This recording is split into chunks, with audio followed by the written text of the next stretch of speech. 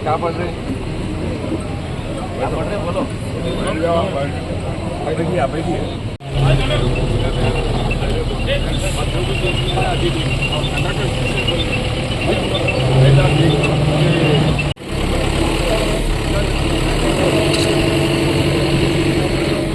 इधर से आइए।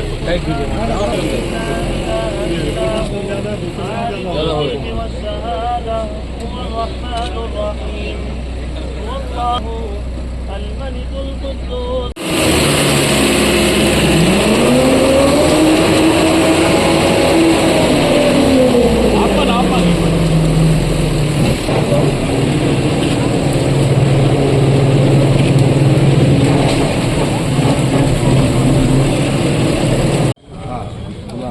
डैश पर तशरीफ लाए।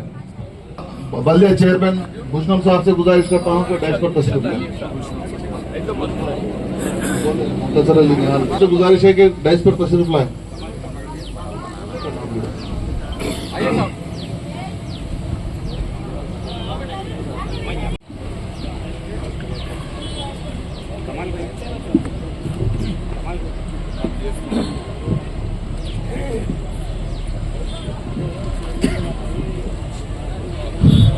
अस्सलामु अलैकुम रहमतुल्लाहि अऊज़ु बिल्लाह। और बासित साहब जल्दी है। राइट। और असद साहब से ख्वाहिश की जाती है कि वो भी शाल पोछी करें। असद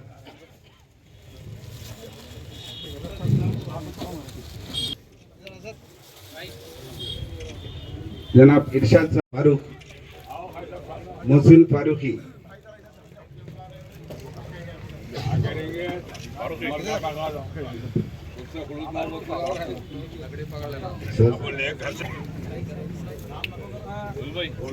और टीवी रिपोर्टर जनाब इरफान साहब भी जीवरेड्डी साहब की गिलपोशी करी।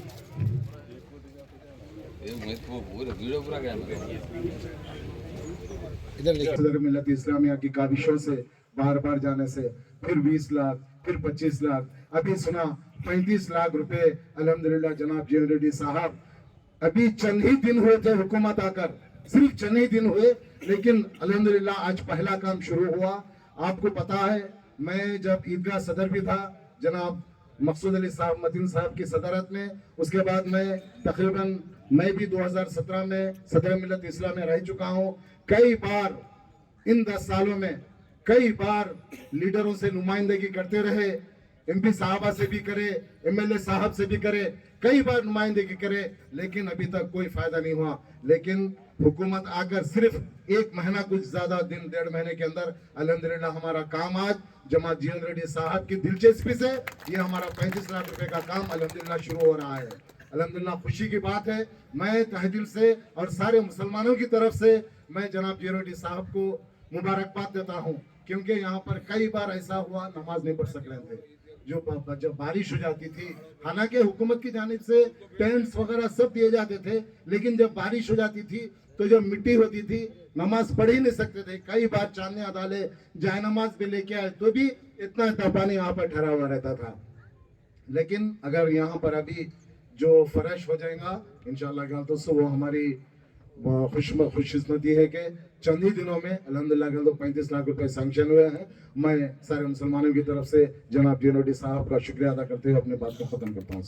मुसलमान भाइयों को मुबारक पेश करते हुए अब जब मैं म्यूनसिपल चेयरमैन सदर जीवनरेड्डी साहब मिनिस्टर थे, जब ये कॉम्पाउंड वॉल बनाने का जब मौका मेरा को भी मिला, क्योंकि तो बहुत दिन से ये मसला था, कभी इलेक्शन आए तो स्लॉटर हाउस और ये ईदगाह का कॉम्पाउंड का मसला था।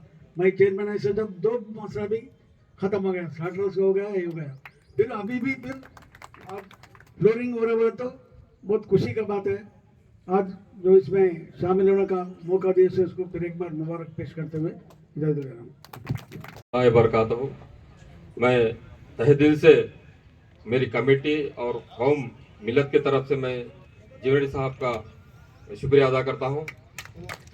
ये जमाने से हम लोग बहुत तकलीफ, मतलब कभी भी बकरीद रमजान के जो नमाजें होते थे हमारे को बहुत तकलीफ होती थी। अल्हम्दुलिल्लाह अब के हमारे को इसका फायदा होगा इंशाल्लाह। मैं फ्लोरिंग के लिए मेरे जब से मैं सदर बना, मैं इससे पहले जितने भी लीडर थे जो गवर्नमेंट इससे पहले जो थे, मैं कई बार उनको जाके ये करता हूँ बोल के नहीं करे, धोखा दिए, ये बोल के दूसरे कई काम आते हैं हमारे, खाली हमारे को धोखा दे के वोट लिए। ये धोखा देने वाले लीडर हैं। मैं आने वाले पार्लियामेंट इलेक्शन में हमारे जीवेड साहब को भारी अक्षर से जिताना बोल के मैं आप तमाम से ख्वाहिश करता हूँ। मैं साधारण में साहिब समाज से मैं बात कर रहा हूँ। आज हिंदुस्तान में जरूरी है कांग्रेस पार्टी आना। आप लोग समझ रहे होंगे, कुछ लोगों को समझ रहे होंगे, अरे सदर है के पार्टी के आज जरूरी है मेरे बात करा। अगर मैं बात नहीं करूंगा तो तुम लोग सब जने भटक जाते। मैं साहब का भी टाइम बहुत वैल्यूबल है, मेरे को जो मौका दिया गया मैं तमाम का शुक्रिया अदा करता हूँ। आज ईदगाह की सीमेंट प्लेटफॉर्म बनाने का जो काम शुरू हो रहे हैं, इस मौके पे खायम के जलसा सदर मिल्लत इस्लामिया जनाब बारी साहब, रसीदिया सदर और जुल्फे साहब, खासकर हमारा छोटा भाई बिट्टू साई कुमार हैदराबाद से आयो है, अलग प्रोग्राम से ताल्लुकात रख लेते हुए। जैसे उनको मालूम हुआ यहाँ पे एक मुसलमानों की एक अल्लाह के घर में नेक काम हो रहे बोल के बोले तो मैं भी शिरकत होता बोल के आया है। तो इससे पहले जो सदर थे हमारा अमीन साहब और रियाज खान साहब, हमारे जमील साहब, मंसूर साहब और हम खाजी मली साहब, माफ करना सर, हमारा साबका म्युनिसिपल चेयरमैन गिरिनाथ विष्णु साहब, खासकर हमारा बुजुर्गों, नौजवान साथियां, सबको मैं मुबारकबाद पेश करते हुए, आज सही भी एक ऐसी मौका है, हुकूमत की तरफ से बहुत कामें होती हैं, मगर अल्लाह के घर में जो काम करते हैं वो एक नेक काम होता, वो जिंदगी भर जो है याद रखने का काम होता, और ऊपर वाले जो है देखते रहता ये क्या काम हो रहा है, कैसे काम हो रहा है। जो अल्लाह के घर के वास्ते काम करता वो हमेशा नाम रह जाता। मैं वही सोचता हूँ सर, भाई 10 लाख से कुछ भी कर सकता हूँ था, 10 लाख बोलते छोटी चीज है, 200 मीटर सीसी रोड होता सर, मगर वो 200 मीटर सीसी रोड बनता सिर्फ एक गली में रहता। आज ये जहां पे जो बनाए जा रहे हैं, ये पूरा चिकित्साल की हमारा मिल्लत मुसलमान भाइयों जो है हर ईद को यहाँ पे नमाज पढ़ने के वास्ते उन लोगों की सहूलत देना जो है हुकूमत की जिम्मेदारी है। जो आज जो मैं काम कर रहा हूँ, मैं कुछ मेहरबानी नहीं कर रहा हूँ, ये मेरी जिम्मेदारी है, सब मेरी जिम्मेदारी है, मुझे बोलना चाहता हूँ मैं। ये मेरी 40 साल की सियासी जिंदगी में आज तक आप लोग मुझे साथ दिए, आप लोगों की मदद से, आप लोगों की बदौलत से मैं आज यहाँ पे खड़े रहकर बात कर रहा हूँ, मैं फख्र से बोलना चाहता हूँ। ये जो है बस्ती सब लोग जानते, काम करने में अरे काम करें तो कल क्या होते कि कुछ फायदा होता या नुकसान होता क्या, ऐसी सोच रहती। मगर मेरे एक ही ख्याल है, हमेशा अमन कायम रखना सर, हमेशा अमन कायम रखना, चाहे मैं हूं या नहीं, मैं रहे या ना नहीं रहे। यहाँ पे हमेशा ये इसके बारे में चर्चा चलते रहते आते थे। हमारे हिंदू भाइयों को भी समझाया, अपने कोई ईदगाह से कुछ मसला नहीं है, ये तो मुसलमानों की अल्लाह के घर है, उन लोग ईद की नमाज पढ़ लेते, उससे आप लोग शिकायत नहीं है।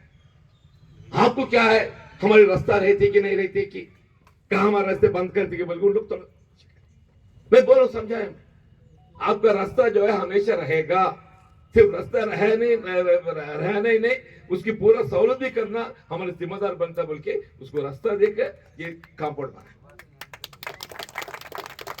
वो भी चरणों की चुनाव से पहले, जब भी ऐसी चुनाव के मौका थे, कुछ लोग बोले अरे भाई आप सब ऐसी वक्त में सामने रख लेते, ये चुनाव के वक्त है, कल क्या होते कि क्या है कि बोल के, कल क्या होते कि क्या है कि मुझे नहीं मालूम।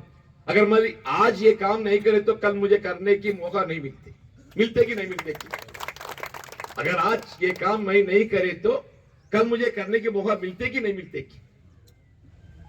फिर आज जो मौका को मुझे है मैं कहीं को नहीं करना, करके दिखाना। जगित्याल में भाईचारा, अमन, हिंदू मुस्लिम एग्जाइटी से रहना बोले तो एक काम नेक जिंदगी जीवन रेड्डी जिंदगी में क्या करे बोले तो जगित्याल में अमन कायम रखने वास्ते ये काम करे बोल के हर हिंदू हर मुसलमान बोल रहा हूं मैं। ये सिर्फ अपना ही नहीं, आज मैं जगित्याल में समझो कहीं भी समझो सब मेरे चित्ता इन मंदिरों को मदद करे कोई नहीं करे साहब। मैं फकत से बोलता हूं, बॉर्डर कॉलोनी है, पूरे गरीब है साहब। उन लोग 50 लाख रुपए जमा कर लेके राम मंदिर बना ली सर, 50 लाख से। ये अंतरगामा इस तरफ थे, केनाल उस तरफ बॉर्डर बसते रहते सर। अरे अब तो पूरे गरीब है, आपके जेब से पैसे रख लेके इतने बड़े मंदिर बना लिए। हमारा भी कुछ फर्ज बनते हुकूमत की तरफ से, हम भी काम आना चाहिए। मैं बोल रहा हूँ ये आपके 50 लाख रुपए जो हम इसके ऊपर मंदिर के ऊपर रखे वो आपको दिलवाने का मैं कुछ करता हूँ। एक सेक्युलर लीडर सिर्फ एक मजहबी लीडर नहीं हो सकता। सेक्युलर लीडर बोलता हर मजहब की लीडर होना पड़ता, हर मजहब के साथ। मैं हिंदू जितना हूं उतना मुसलमान भी चाहना,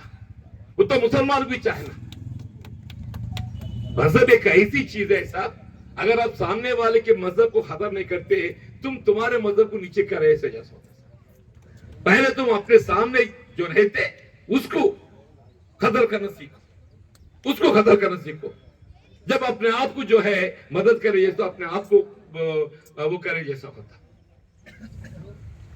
और मेरी आपकी तो दोस्तानी पुरानी है, ये बातें तो चलते रहते, काम तो चलते रहते। एक काम मुझे करने के मौका है, वैसे भी बारी और जुल्फे दोनों मेरे पीछे पड़े हुए। ऐसा सर मैं सही बोल रहा हूँ, ये चुनाव के वक्त में पहले से मेरे पीछे पड़े। पहले मीनार बनाएंगे बोल के सोचे सर, मीनार के नाम पे लिए, बाद में सोचिए मीनार तो है, इसको गिरा के करना बोले तो मुश्किल होता। बाद में मैं कब्रिस्तान की दीवार बनाएंगे बोल के, कब्रिस्तान ही चले सर, कब्रिस्तान वहां पे एक नया लिए साहब, रेलवे पंप के पास से है। अच्छा माफ करना, वो ईदगाह को कॉम्पाउंड बनाना बोल के सोच के उसके नाम पे लिया। अरे फिर वो कि अलग राय है, इसको क्या करना हम सोच रहे, आप यही करेंगे बोल के आप इन लोग फिर मशवरा दिया। फिर वहां से इधर लाने के बाद कह रहे आप तो 10 लाख बोल के बोले भी 10 लाख तो और ये काम नहीं है। अगर आप काम शुरू करके छोड़े तो फिर ये अधूरा हो जाता। कुछ काम करना है तो पूरा करो, यह तो अधूरा हो जाता। तो कुछ करना चाहे तो आप मेरी ऊपर ऐसी जिम्मेदार रख रहे हैं, पूरा करो बोले तो अब करना ही पड़ता। पहले तो शुरुआत करेंगे बोल के सोचा शुरुआत तक ही आए, मगर आप लोग जो जिम्मेदार मेरे ऊपर रख रहे ये मैं जरूर पूरा करूंगा बोल के मैं बोलता हूं, जरूर पूरा करता हूं। मैं कहां से लाता हूं, कैसे लाता हूं, ये मेरे ऊपर छोड़ दीजिए। मैं कहां से लाता हूं, कैसे लाता हूं, मेरे ऊपर छोड़ दीजिए, इसको पूरा करता हूं सर। थोड़ा मुश्किल चीज है फिर भी करता हूं सर, करना मेरी जिम्मेदार है बल्कि मैं बोलना चाहता हूं। और खासकर मुसलमान पढ़ाई की तरफ दिलचस्पी देना। अब इतने गरीबी अपने ऊपर है, चाहे मैं समझता हूं उसको किसी कौम में नहीं है। उसकी वजह यह है कि अपन पढ़ने लिखने में ज्यादा दिलचस्पी देना, अपने बच्चों को तालीमात के वास्ते उसको एनकरेज करना। अब कैसे हुकूमत भी करे कुछ, ये रेजिडेंशियल स्कूल बनाए, ये सब करे, अच्छी चीज है। और यहाँ की स्कूलों को भी जितने जरूरत है उस सब मैं ख्याल रखता हूँ, पूरा करता हूँ सब। और उर्दू टीचरों का भी एक मसला है, उसको डी नोटिफाई करके पोस्ट भर्ती करवाने का है, वो भी सीएम साहब के में ले गया हूँ। अब स्टेट में जितने भी उर्दू पोस्ट खाली पड़ा हुआ है वो सब उर्दू पोस्ट भर्ती करने के वास्ते है, वो रिजर्वेशन डी नोटिफाई करके इन लोग करना पड़ता है। जरूर उसके ऊपर भी मैं दिलचस्पी दूंगा। और ज्यादा सियासती तकरीर या वक्त नहीं लेते हुए एक नेक काम है। आप सब लोग इतने बुजुर्ग पूरे सब लोग दिख रहे हैं, पूरे पुराने रियाज खान साहब, कमाल साहब, मैं समझो हैदराबाद में रह रहे बोल के समझा मैं, उन्हें भी शिरकत हो गए, कमाल साहब भी, हाँ, और रियाज मामा साहब तो हमारा पुराना दोस्त है, हमारा बहनों होते बहनों होते, मगर साले को जैसा देखना वैसे देखते रहते हैं, हाँ? अब बहनों को साले की अहमियत नहीं मालूम रहता साहब, उन्हें अपने आप को बहुत बड़े समझते हैं, हाँ? उन्हें अपने आप को बहुत बड़े समझते हैं। कभी कभी साले के भी सोचना इसकी अहमियत क्या है, हाँ, आप भी बड़े बोल के नहीं समझना, आप भी बड़े बोल के नहीं समझना,